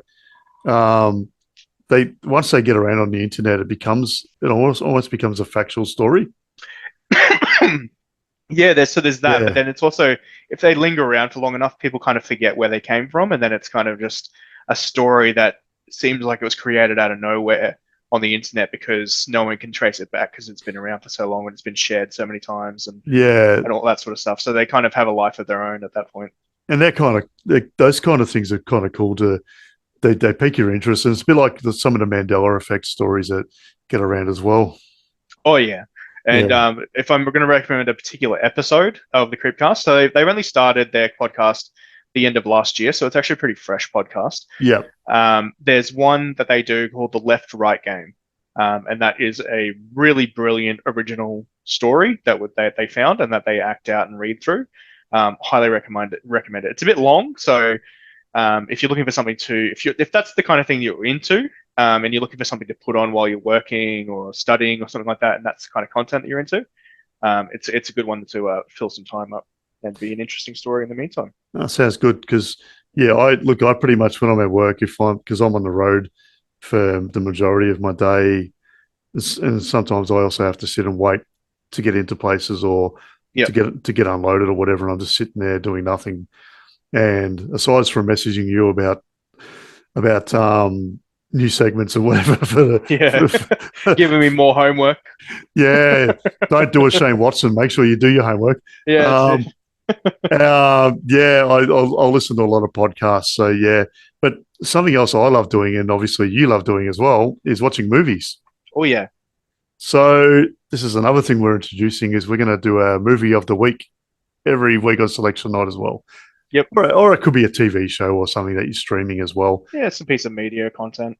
Yeah, and and my one is actually something that's on one of the streaming services. But are you ready to roll with yours? Yeah, sure. I can go first if you want. Yeah, go for it. So this one's it's an older movie, and when I say the year it was made, you're probably going to go, "That's not an old movie." And you've probably heard of this movie before. It flew a little bit under the radar when it came out, but it's got some big names in it. It's called The 13th Warrior. Yes. Yeah, so it's one of my favorites. Antonio Banderas. Exactly, yeah. So he plays I love that movie. he plays an Arabian who gets linked up with a group of Vikings, basically, and he's escorting them back to their home. I think he's Iraqi or something like that, actually. Yeah, he's Persian or whatever, because I think it Yeah. was just all called Persia back then. Yeah, so just one of the Arabian countries, and he's following them back home basically because he wants to meet up with the king. And when he starts his journey, he doesn't speak any of their language. He only speaks his own language. But just by being around them, he learns to speak their language, and then he ends up getting along with them. And then I'm not going to spoil it, but they get sidetracked going home, and they have to go and help out some other people. There's an area that's been attacked, and they have to go and help them. Yep. And he decides to join the party and go and help the people in that village that are being attacked. And yeah, I'm not going to spoil how it ends, but it's a fantastic movie that I think a lot of people will know it, but it's not one of the big movies that gets talked about a lot these days. So definitely recommend it. Yeah, so I've watched that movie so many times. I love it. Me too. Yeah, and I'm glad you picked that one because that's an absolute cracker. Oh, yeah. And obviously, having Scandinavian family background, I'll consume any Viking content that I can get my hands on. I just love the design and the way that the villains of the film, the way that they're portrayed. I just really love that, the way that they come off. So yeah, that's a good one. Check it out if you haven't seen it. Yeah. What about you? What's yours? Yeah, so mine's actually a series. I don't know if I call it a TV series because it's on Stan. Okay. So a friend put me onto this. It's called Population 11. It's an Australian show, Australian-American show. Right. No, I haven't heard of that one. Yeah, so it's interesting. It's got, I thought it had 13 episodes, but it doesn't actually have an episode 11, which is a bit of a play on the name. Mm-hmm. So basically, he's a young fella from America, comes to Outback Australia, up in the Kimberley region, far north Western Australia, looking for his dad, who runs a UFO tours. Dad's a bit of a crackpot. He's a think you die Aussie, and he goes to this little small outback town, and they've got a lot of the cliched Aussie characters, but they do it so much better than I've seen in a long time. I reckon it does a better job of the Aussie characters than Crocodile Dundee. Yeah, right. The original, like the Bushies and whatever. And there's some interesting characters. There's conspiracy theorists. There's the obligatory German immigrant that Australian shows always seem to have. Yep. There's murders that it's a bit of a murder mystery, but it's a comedy. Stephen Curry's in it. I love Stephen Curry. He's such a great actor. And the older he gets, the better he acts.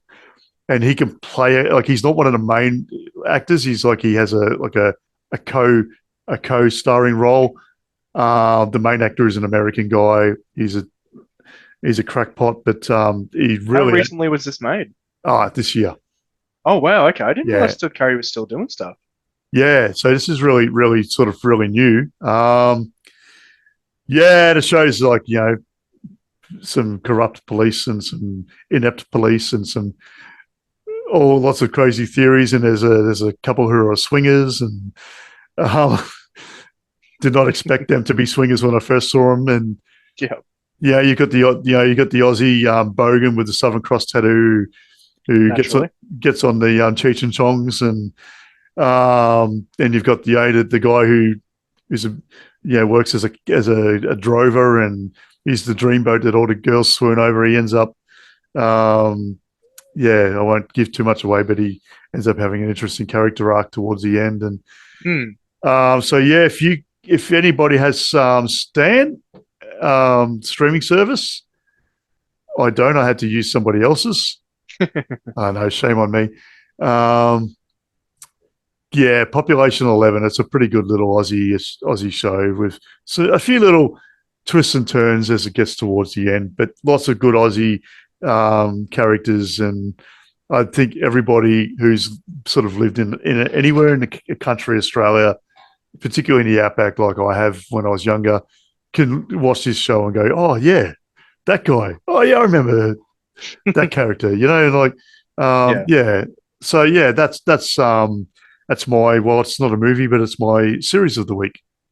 Yeah, or just media in general. Yeah. Yeah, you might find a YouTube channel that you like, for example. Yep. Yeah. All right. So I guess we'll finish up with our predictions and our tips for our game, which is against Richmond on Saturday night. You'll know better what time it is than me.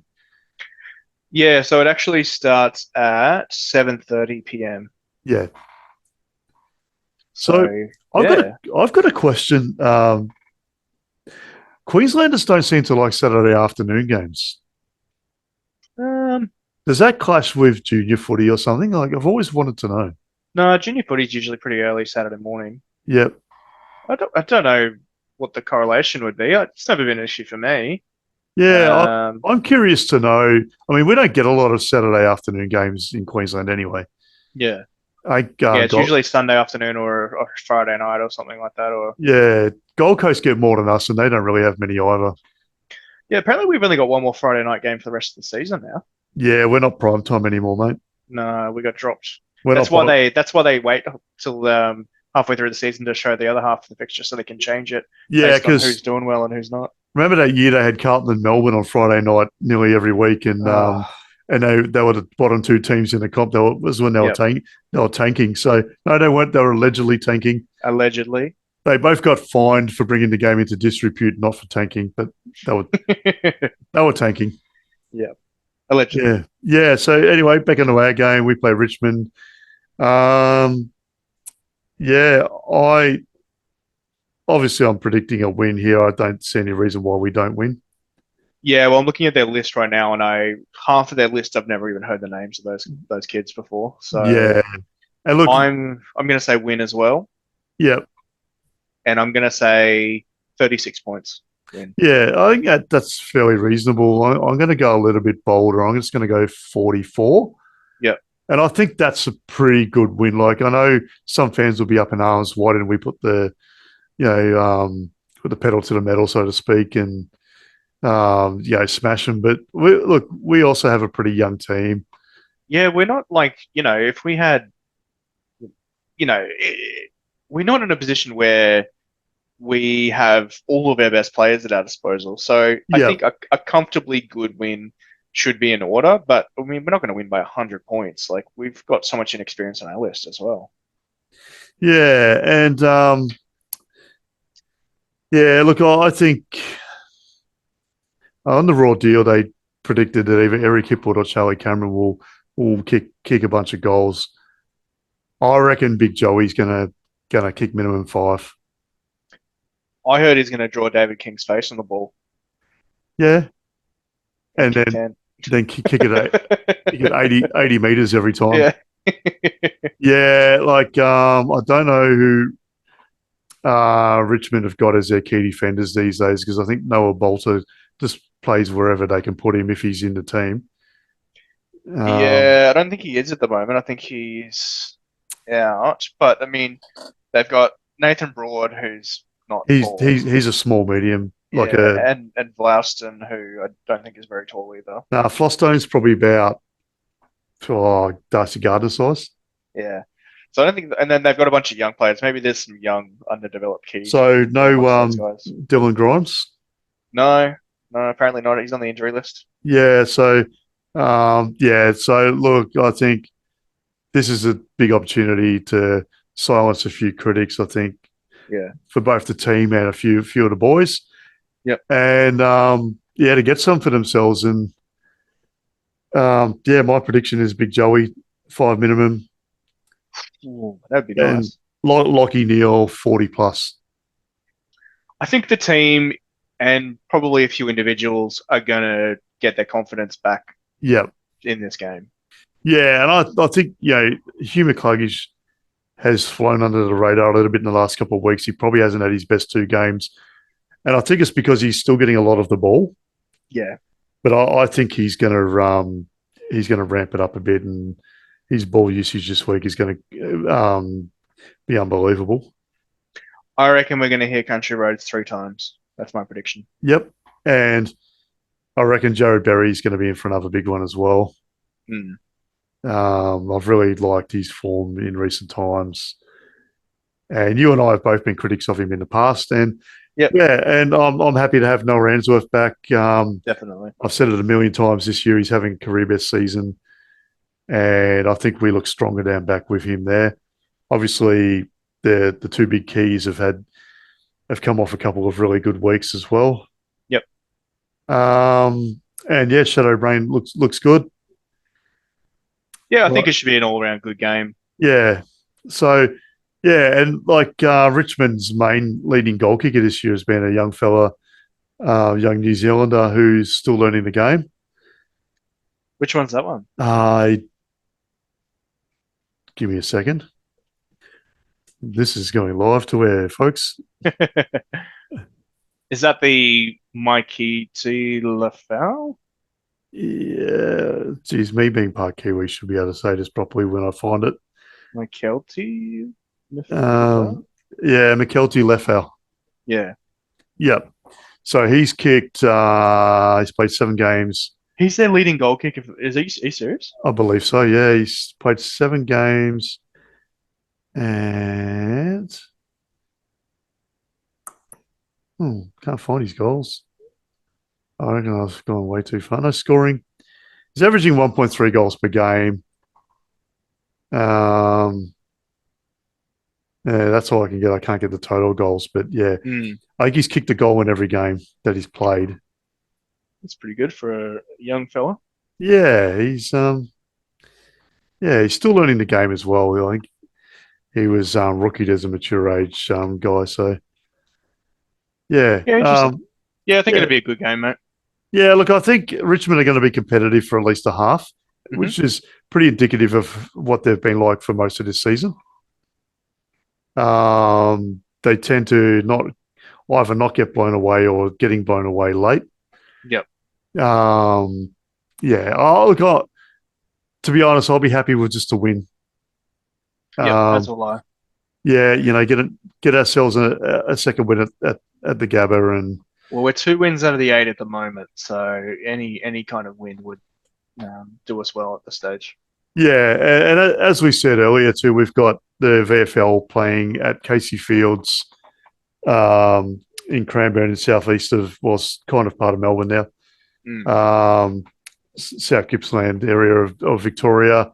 If you want to head down there, that should be pretty good. As I said, it's probably a bit too far for me, and I've got a few things on this weekend. It's weird to have the VFL team flying out of state without also going wherever the AFL team's going. Yeah, and it doesn't happen very often. Yeah, I think maybe Richmond had to forfeit their VFL this week, and they gave us someone else. I don't know. Yeah, not sure. Anyway, we should probably leave it there. Yeah, we'll put a pin in that, and we will be back. So Saturday game, we'll probably have an episode out Monday-ish. And I am working on a very, very special guest. There's negotiating going on. Money is not changing hands because money I do not have. As Robbo would say, no cash. Yeah. There's a pop reference for you, pop culture. Yeah. Yeah. All right. Well, yeah, I'll have this out on Friday afternoon, I reckon. And can't wait to learn more. Yeah, I've still got to put a little intro at the start anyway, so I'm a little bit underprepared. All good, mate. All right, well, I'll head off and we'll talk over the weekend during the game, obviously. Yeah, and so if anyone's thinking of going to the Gabba this weekend, don't think about it, do it. Yeah. If you can do it, the boys need the big crowd. Yeah. Get behind them. There'll be tickets still available, I would imagine. And it won't sell out. It's not a Collingwood or a Carlton. Yeah, it's amazing to say that Richmond's not a big team anymore, isn't it? Yeah, it didn't last long, did it?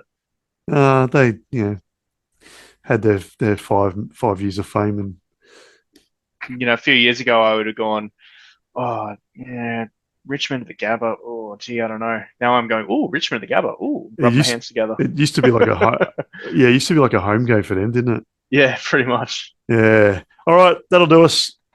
All right, mate. I'll catch you around. Yeah, have a good one. See you, mate. Bye. See you, mate.